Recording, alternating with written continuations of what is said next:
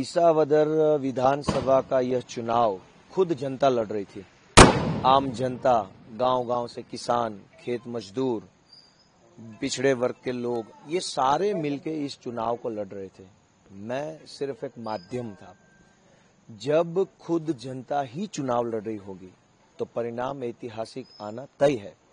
BJP ने इस seat पे अपनी सारी ताकत लगा दी। पूरा मंत्रिमंडल, पूरी सरकार, पूरी पार्टी, गुंडे, पैसे, पुलिस, साम दाम, सब कुछ यहाँ पे लगा दिया। उसके बाद भी बीजेपी इस सीट को इसलिए नहीं जीत पाई क्योंकि ये चुनाव मैं नहीं, जनता खुद लड़ रही थी। ये जीत जो है वो जनता की जीत है, जनता के दृढ़ मनोबल की जीत है, जनता के सपनों की जीत है। जनता अब गुजरात में बदलाव चाहती है।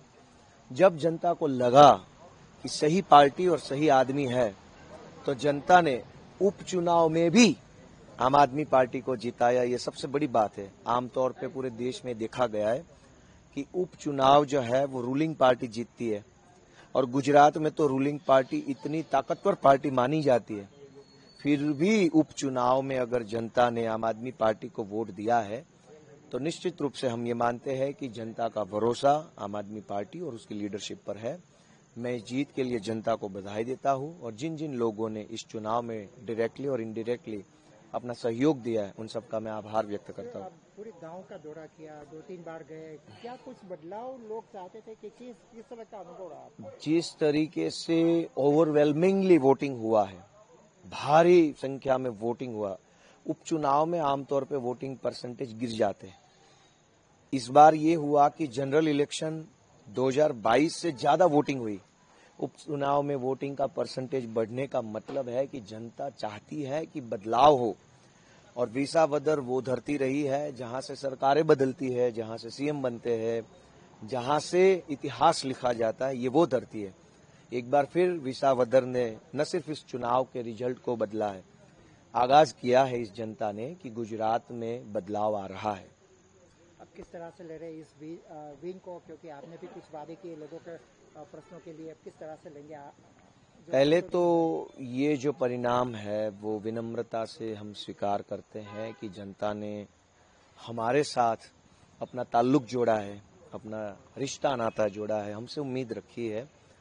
बेशक हम पूरी टीम, हमने जो कहा था यहाँ की जनता को, हमने कहा था कि यहाँ पे इको जोन का जो मुद्दा है, जमीन मापनी जिसको गुजराती में बोलते, वो जो मुद्दा है, सहकारी मंडली का मुद्दा है, यहाँ पे जो एमएसपी पे जो परचेस होता है सरकार का, ग्राउंड नट्स का, सारे जिन मुद्दों पे हमने हमारी बात रखी है उन मुद्दों पे हम कल से ही अपना काम चालू करेंगे। हमारी पूरी टीम आम आदमी पार्टी की यहाँ के किसानों की, खेत मजदूरों की ऋणी है और हम इनके लिए काम करेंगे बेशक। सर, साथ बीजेपी के साथ साथ कांग्रेस का भी सफाया हो गया, उनका कैंडिडेट की डिपॉजिट भी गई। अब जो चुनाव 2027 में गुजरात का होगा, क्या फिर से एक बार बीजेपी आम आदमी पार्टी का? देखो, आगे की बात तो वक्त बताएगा। आज की तारीख में कांग्रेस को अपने किए की सजा मिली है। हमने बार बार हाथ जोड़े उनसे कहा कि आप लोगों का यहाँ पे कैंडिडेट खड़ा करना नहीं बनता है। हमारा गठबंधन था, हमने गठबंधन में उन 5 सीटों पे बाई इलेक्शन जब हुआ, उपचुनाव में कैंडिडेट खड़ा नहीं किया। जब हमारी बारी विसावदर में उपचुनाव की आई तो हमने कांग्रेस से कहा कि आपको यहाँ नहीं खड़ा करना चाहिए, लेकिन वो नहीं माने। वो एरोगेंसी में थे, अहंकार में थे। आज उनका अहंकार जनता ने तोड़ दिया है। हम पहले भी कह रहे थे, हमारे नेता अरविंद केजरीवाल जी, हमारे नेता ईशुदान गढ़वी जी हमेशा से कहते हैं कि अहंकार नहीं करना चाहिए, विनम्र रहना चाहिए।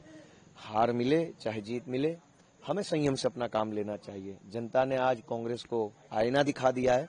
अब वो आईने में अपनी पार्टी को, खुद को देख ले और आगे इस तरीके से। गोयल ने भी आज इस्तीफा दे दिया।